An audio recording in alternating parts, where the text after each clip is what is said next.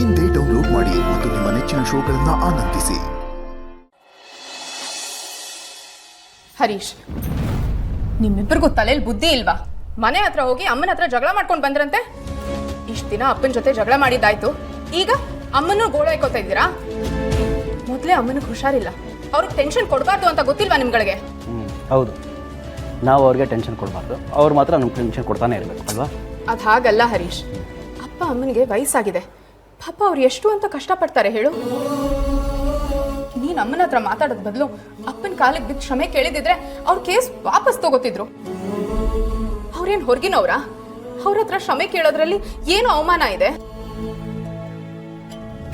ನೀನು ಒಬ್ಬ ತಂದೆ ಆಗ್ತಿರೋನು, ಇನ್ನೊಬ್ಬ ತಂದೆ ಕಷ್ಟನ ಅರ್ಥ ಮಾಡ್ಕೊ.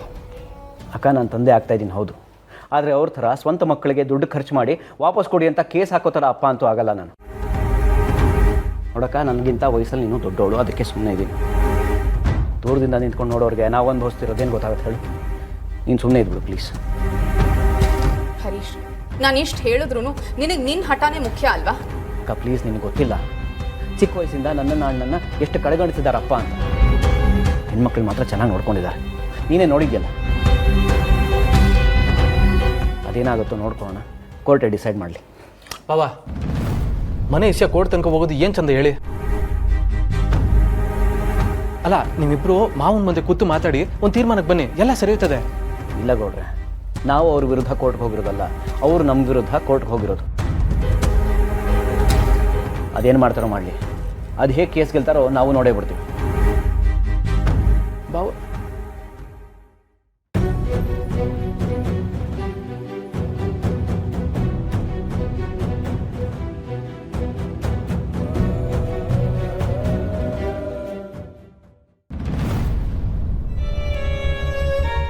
ಜಯಂತ್, ಶಾಂತಮ್ಮ, ನನ್ನ ಕಣ್ಣಿನ್ನೂ ಕೆಂಪಗೆ ಇದೆಯಾ?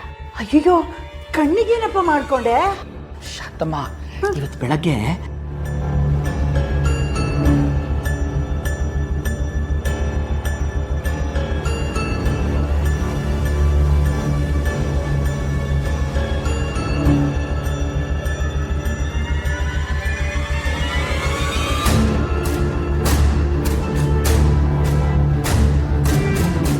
ಅಂದ್ರೆ ಜಾನ್ವಿನ ನೀನ್ ನೋಡಿದ್ಯಾ? ಹೌದು ಶಾಂತಮ್ಮ. ನನಗೇನು ನಂಬಿಕೆ ಬರ್ತಿಲ್ಲಪ್ಪ. ಅಲ್ಲ, ಅದು ಯಾವಾಗಲೂ ಅವಳು ಯೋಚನೆಯಲ್ಲೇ ಇರ್ತೀಯಲ್ಲ, ಹೀಗಾಗಿ ಯಾರನ್ನೋ ನೋಡಿ ಹಾಗೆ ಅಂದ್ಕೊಂಡಿದ್ಯೇನೋ ಅಂತ ಅನ್ನಿಸ್ತು. ಸಾಧ್ಯನೇ ಇಲ್ಲ ಶಾಂತಮ್ಮ. ಶಾಂತಮ್ಮ, ಇಷ್ಟು ದಿವಸ ಅವ್ರ ಜೊತೆ ಬಾಳಿ ಬದುಕ್ತವ್ ನಾನು. ಅವ್ರ ಉಸಿರಿನ ಪ್ರತಿ ಏರಿಳಿತಾನು ಜಯಂತನ ಗೊತ್ತಿದೆ. ಅವ್ರ ಹೆಜ್ಜೆ ಗುರುತಿನ ರಂಗೋಲಿ ನನ್ನ ಹೃದಯದಲ್ಲಿ ಇನ್ನೂ ನಗ್ತಾ ಇದೆ ಶಾಂತಮ್ಮ. ಅಂಥದ್ರಲ್ಲಿ ನಾನು ಇನ್ಯಾರನ್ನೋ ನೋಡಿ ಜಾನ್ಯರು ಅಂತ ಅಂದ್ಕೊಂಡ್ಬಿಡ್ತೀನಿ. ಸಾಧ್ಯನೇ ಇಲ್ಲ. ನನಗೀಗ ನಂಬಿಕೆ ಬಂದಿದೆ ಶಾಂತಮ್ಮ. ಇಷ್ಟು ದಿವಸ ನನಗೆ ಎಲ್ಲೋ ನಾನೇ ಹುಚ್ಚುಚ್ಚಾಗೇನೋ ಅನ್ಕೋತಿದ್ದೀನೋ ಅಂತ ಅನಿಸ್ತಾ ಇತ್ತು. ನೋಡಿ, ಜಾನ್ಯವರು ನನ್ನ ಸುತ್ತಮುತ್ತನೇ ಇದ್ದಾರೆ, ಬದುಕಿದ್ದಾರೆ, ಆದಷ್ಟು ಬೇಗ ನಂಗೆ ಸಿಗ್ತಾರೆ. ಜಯಂತನ ನಾಲ್ಗೆ ಅವನಿಗೆ ಸುಳ್ಳು ಹೇಳ್ಬೋದು ಶಾಂತಮ್ಮ, ಆದರೆ ಅವನ ಮನಸ್ಸು ಅವನಿಗೆ ಯಾವತ್ತೂ ಸುಳ್ಳು ಹೇಳಲ್ಲ. ಈಗ ಇಷ್ಟು ದಿವಸ ನಾನು ಅವ್ರು ಸಿಗ್ತಾರೋ ಇಲ್ವೋ ಅಂತ ಆಸೆ ಕಳ್ಕೊತಾ ಇದ್ದೆ. ಆದರೆ ಇನ್ಮೇಲೆ ಹಾಗಲ್ಲ ಶಾಂತಮ್ಮ, ಅವ್ರು ಖಂಡಿತ ಬದುಕಿದ್ದಾರೆ. ಜಾನವರು ಬದುಕಿದ್ದಾರೆ. ನಾನು ಅವ್ರನ್ನ ಹುಡುಕಿ ಮನೆಗೆ ಕರ್ಕೊಂಡು ಬರ್ತೀನಿ. ಕರ್ಕೊಂಡು ಬಂದು ಅವ್ರ ಕಾಲಿಗೆ ಬಿದ್ದು ನನ್ನನ್ನು ಕ್ಷಮಿಸ್ಬಿಡಿ ಚಿಕ್ಕಮರಿ ಅಂತ ಕೇಳ್ಕೊತೀನಿ. ಅವ್ರು ಒಂದೇ ಒಂದು ಸರ್ತಿ ಕ್ಷಮಿಸಿದ್ದೀನಿ ಅಂತ ಹೇಳಿದ್ರೆ ಸಾಕು, ಆಗ ನಿಮಗೆ ನನಗಿಂತ ಖುಷಿಯಾಗಿರೋ ವ್ಯಕ್ತಿ ಜಗತ್ನಲ್ಲೇ ಸಿಗಲ್ಲ ಶಾಂತಮ್ಮ, ಜಗತ್ನಲ್ಲೇ ಸಿಗಲ್ಲ. ದೇವ್ರೇ, ನೀನೇ ಕಾಪಾಡ್ಬೇಕಪ್ಪ ಇವನ್ನ. ಏನಾಯ್ತು ಲಕ್ಷ್ಮಿ? ಅವಳು ಏನಂತ ಹೇಳ್ತಾಳೆ? ನಿಮ್ಮ ಮಕ್ಕಳು ಬಂದಿದ್ರು, ಅವ್ರು ಆಡಿದ ಮಾತುಗಳಿಗೆ ಲಕ್ಷ್ಮಿ ಆಗಿದ್ದಕ್ಕೆ ಸಹಿಸ್ಕೊಂಡ್ಲು. ಅದೇ ನಾನೇನಾದರೂ ಆಗಿದ್ದಿದ್ರೆ ಗ್ರಾಚಾರ ಬಿಡಿಸ್ಬಿಡ್ತಾ ಇದ್ದೆ. ಲಕ್ಷ್ಮಿ, ಸಂತು ಹರೀಶ ಇಲ್ಲಿಗೆ ಬಂದಿದ್ರಾ? ಹೌದು ರೀ. ಯಾವ ಮಕ್ಕಳಿನ ಮಮಕಾರಕ್ಕೋಸ್ಕರ ನಿಮಗೆ ಕೈ ಮುಗಿದು ಕೇಸ್ ಹಾಕ್ಬೇಡಿ ಅಂತ ಕೇಳ್ಕೊಂಡಿದ್ದು, ಅದೇ ಮಕ್ಕಳು ನಿಮ್ಮನ್ನ, ನನ್ನ ದೇವರನ್ನ ಬಾಯ್ಗೆ ಬಂದಾಗ ಅಂದ್ಬಿಟ್ರಲ್ರಿ. ನೋಡಿ, ನೀವು ಮಾಡಿರೋದು ಸರಿಯಾಗೇ ಇದೆ. ಇನ್ಮೇಲೆ ನಾನು ನಿಮ್ಮ ಜೊತೆ ಕೋರ್ಟಿಗೆ ಬರ್ತೀನಿ. ಬೇಡ ಲಕ್ಷ್ಮಿ, ಕೋರ್ಟ್ ವಿಷಯನ ನಾನು ನೋಡ್ಕೊಳ್ತೀನಿ, ನೀನು ಅಲ್ಲಿಗೆ ಬರೋದು ಬೇಡ. ಬೇಡ ಅನ್ಬೇಡಿ, ನಾನು ನಿಮ್ಮ ಜೊತೆಗೆ ಬರ್ತೀನಿ. ಹೆತ್ತ ತಂದೆ ಅನ್ನೋ ಒಂದು ಮಮಕಾರನು ಇಲ್ಲದೆ ನಿಮ್ಮನ್ನ ಬಾಯಿಗೆ ಬಂದಾಗ ಅಂದವ್ರಿಗೆ ನಾವಿಬ್ಬರು ಸೇರಿ ಬುದ್ಧಿ ಕಲಿಸ್ಬೇಕು. ನಾನು ಖಂಡಿತ ಕೋರ್ಟಿಗೆ ಬರ್ತೀನಿ. ಲಕ್ಷ್ಮಿ, ಕೋರ್ಟಲ್ಲಿ ಅವ್ರು ಆಡೋ ಮಾತನ್ನ ನಿನ್ನ ಕೈಲಿ ಸಹಿಸ್ಕೊಳಕ್ಕಾಗಲ್ಲ. ಅಪ್ಪ ಅಮ್ಮನಿಗೆ ಇಷ್ಟು ಹೊಟ್ಟೆ ಉರಿಸ್ತಾ ಇರೋರಿಗೆ ಭಗವಂತನೇ ಪಾಠ ಕಲಿಸ್ತಾರೆ. ನೋಡು, ಕೋರ್ಟನ್ನು ನಾನು ನೋಡ್ಕೊಳ್ತೀನಿ. ನೋಡಿ, ನಿಮ್ಮ ಮಕ್ಕಳ ಮೇಲೆ ಕೇಸ್ ಹಾಕೋ ನಿರ್ಧಾರ ಮಾಡಿ ನೀವು ಒಳ್ಳೆ ಕೆಲಸ ಮಾಡಿದ್ದೀರಾ. ತಂದೆ ತಾಯಿ ಅಂದರೆ ಏನು, ಕಳ್ಳ ಸಂಬಂಧ ಅಂದರೆ ಏನು ಅನ್ನೋದೇ ಅವ್ರು ಮರ್ತು ಹೋಗಿದ್ದಾರೆ. ನೀವು ಅವ್ರಿಗೆ ತಕ್ಕ ಪಾಠ ಕಲಿಸ್ಬೇಕು. ಸಮಾಧಾನ ಮಾಡ್ಕೊ ಲಕ್ಷ್ಮಿ.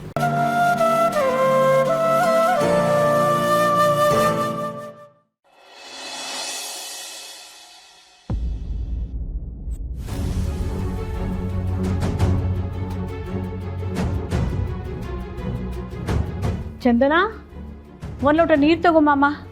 ತಂದೆಮ್ಮ.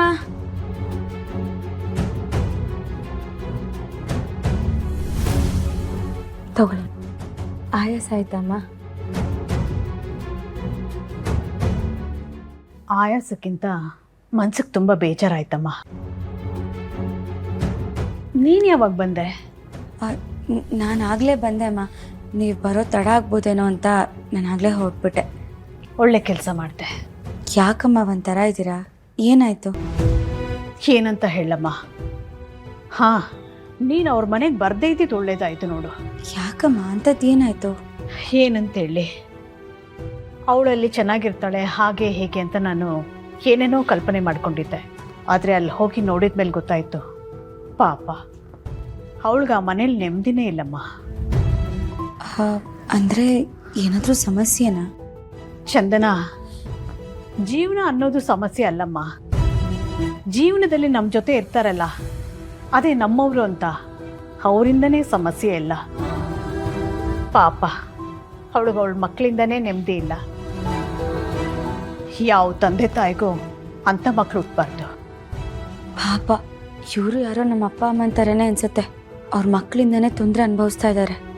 ಈ ವಯಸ್ಸಿನಲ್ಲೂ ಕಷ್ಟಪಟ್ಕೊಂಡು ಜೀವನ ಮಾಡ್ತಾ ಇದ್ದಾರೆ. ಹೊಟ್ಟೆಲಿ ಹುಟ್ಟು ಮಕ್ಕಳೇ ಅವ್ರಿಗೆ ತೊಂದರೆ ಕೊಡಬೇಕು ಅಂತ ನಿಂತ್ಬಿಟ್ಟಿದ್ದಾರೆ. ಪಾಪ ಅವಳನ್ನು ನೋಡಿದ್ರೆ ನನಗೆ ಸಂಕಟ ಆಗ್ತಾ ಇದೆ. ಛೇ, ಇವರೇ ಹೀಗಂದ್ರೆ ಇನ್ನಲ್ಲಿ ನಮ್ಮ ಅಪ್ಪ ಅಮ್ಮ ಹೇಗಿದ್ದಾರೋ ಏನೋ.